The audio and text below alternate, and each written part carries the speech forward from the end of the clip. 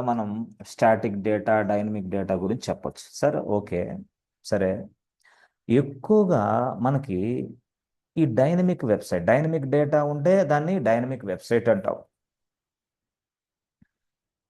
Data continuously changing దాన్నే dynamic data అంటారు. Dynamic data అంటారు. డైనమిక్ డేటా ఉన్నదాన్ని డైనమిక్ వెబ్సైట్ అంటారు. Dynamic website. డైనమిక్ డేటా ఉందనుకోండి, డైనమిక్ వెబ్సైట్ అంటారు దాన్ని. ఓకే.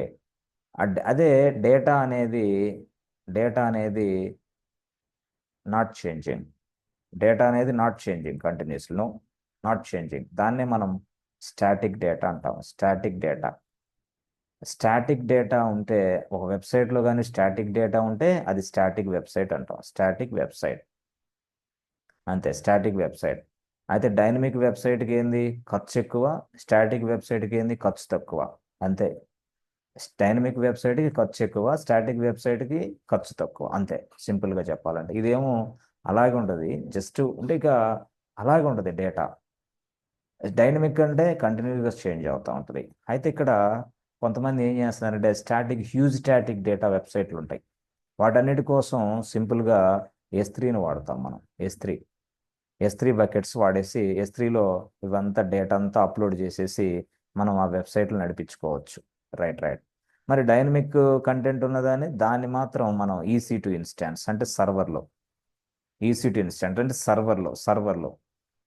తయారు చేస్తాం.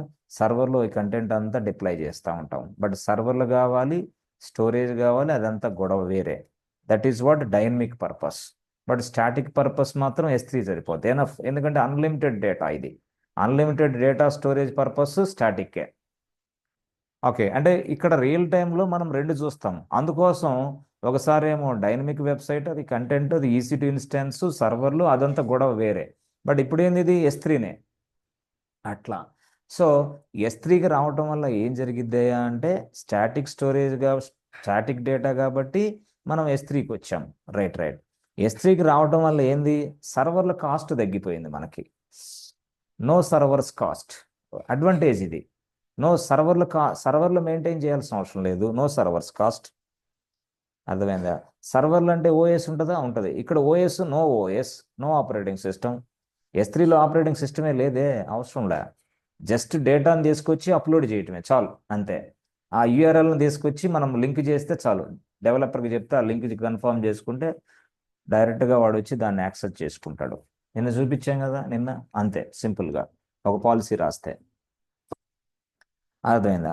అంటే దీంతో పాటు no server cost, no operating system cost, plus as well as ఇక్కడ స్టాటిక్ అదే S3 వల్ల ఇంకొక ఉపయోగం ఏంటంటే సింపుల్గా చెప్పాలంటే ఆ, ఆ, ఏంటంటే మనం బిజినెస్ కాస్ట్ తగ్గిపోద్ది అనమాట. Okay, yes, business cost is very less cost. అర్థమైందా? వెరీ లెస్ కాస్ట్, సింపుల్గా చెప్పాలంటే saving money. But this is only for static data purpose only, అంతే. అందుకోసం most of the people are coming to this way. But that way is also good. But that way is also continuously changing data కోసం అటు వెళ్ళాలా తప్పకుండా. అమ్మ లేకపోతే కష్టం అవుతుంది. అట్లా అనమాట. సో ఇలాగా మనం సింపుల్గా చెప్పాలంటే ఎక్కువ భాగం స్టాటిక్ వెబ్సైట్లనే వాడతారు. చాలా స్టాటిక్ హ్యూజ్ డేటా చాలా మంది ఉంటుంది కాబట్టి హ్యూజ్ డేటా కోసం S3 వాడతారు మళ్ళీ, అంతే కదా. ఇప్పుడు ఎన్ని నెంబర్ ఆఫ్ బ్యాంక్స్ ఉన్నాయి, ఎన్ని ఇన్సూరెన్స్ కంపెనీస్ ఉన్నాయి, వాళ్ళందరికీ ఇప్పుడు బ్యాంక్స్ ఏం చేస్తాయి, ప్రతి నెల PDF డాక్యుమెంట్స్ పంపించాలి. ఏంది, మంత్లీ స్టేట్మెంట్. ఇప్పుడు 70 కోట్ల మంది ఉన్నారు ఒక బ్యాంక్కి. 70 కోట్ల మంది అంటే 70 కోట్ల PDFలు ఎక్కడ స్టోర్ చేయాలా?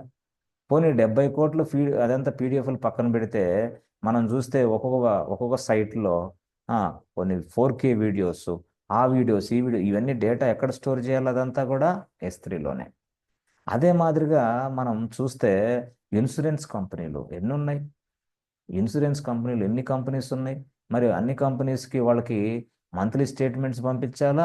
అవసరమైనప్పుడు వాళ్ళ అకౌంట్ స్టేట్మెంట్ డౌన్లోడ్ చేసుకునే ఫెసిలిటీ వాళ్ళకి కల్పించాలా? మరి ఇవన్నీ ఎట్లాగా? స్టోరేజ్. స్టాటిక్ డేటా, అది మారదిక. ఇవన్నీ కూడా జరుగుతున్నాయంటే కారణం S3నే. టోటల్గా S3నే. ఆ డేటా అంతా S3లో ఉంటుంది. అవే కాదు, నీకు ఎంటర్టైన్మెంట్ రోజులో తీసుకున్న, ఇప్పుడు టీవీ ఛానల్స్, ఆ ఛానల్స్, ఏ ఛానల్ తీసుకున్నా వాళ్ళు 4K వీడియోస్ అవన్నీ. అంతే కదా, క్వాలిటీ వీడియోస్ 4K వీడియోస్లో షూట్ చేసి అప్లోడ్ చేస్తున్నారు. మరి అప్లోడ్ ఎక్కడి నుంచో రావాలా? అసలు ఎక్కడి నుంచి లైవ్ వెళ్ళాలా? S3 నుంచే. ఎస్ త్రీ కావాలి వాళ్ళకి, స్టోరేజ్ కదా.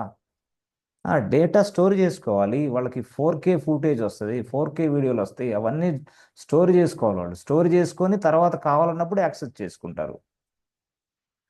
But storage media is what? S3నే. లేదులే, మన దగ్గర ఒక CPU ఉంటే దాంట్లో పడేద్దాం, మళ్ళీ ఆ CPU కాలిపోతే డేటా పోతే ఏం చేయాలా? అవుట్. ఎప్పుడు అది? అది 2000, అది 1997 మోడల్ అది. ఇప్పుడు అట్లా కాదు. S3, don't maintain any copy, go to S3. ఎందుకంటే secure boss, nobody steal this data. ఓహోహో, ఎవరు టచ్ చేయలేరు అంతే, నువ్వు తప్పితే.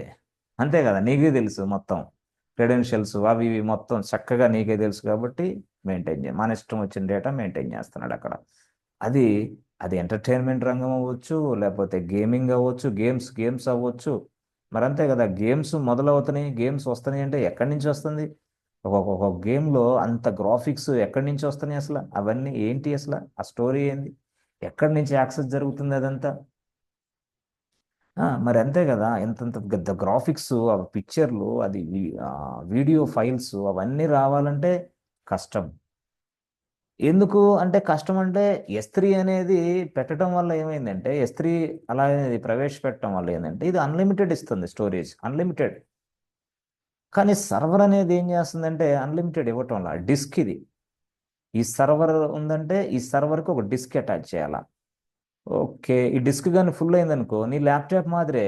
నీ ల్యాప్టాప్లో డిస్క్ ఫుల్ అయితే ఏమైంది? తీసి పక్కన పడేయాలి, ఇంకో డిస్క్ వేసుకోవాలి అంతే.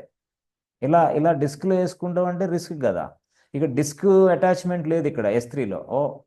ఒకేసారి. అందుకని most of the people coming to S3. చెప్పాను కదా, S3 అనేది చాలా పవర్ఫుల్ సర్వీస్, చాలా మేజర్ సర్వీస్. AWSలో అద్భుతంగా పైకి లేపిన సర్వీస్ ఇదే. AWSలో S3 చాలా చాలా వెరీ వెరీ ఇంపార్టెంట్ సర్వీస్. అది చాలా మందికి పాపం తెలియదు, ఇవన్నీ తెలియవు. ఇవన్నీ తెలియక ఏదేదో చెప్తా ఉంటారు, నేర్చుకుంటా ఉంటారు ఊరిక.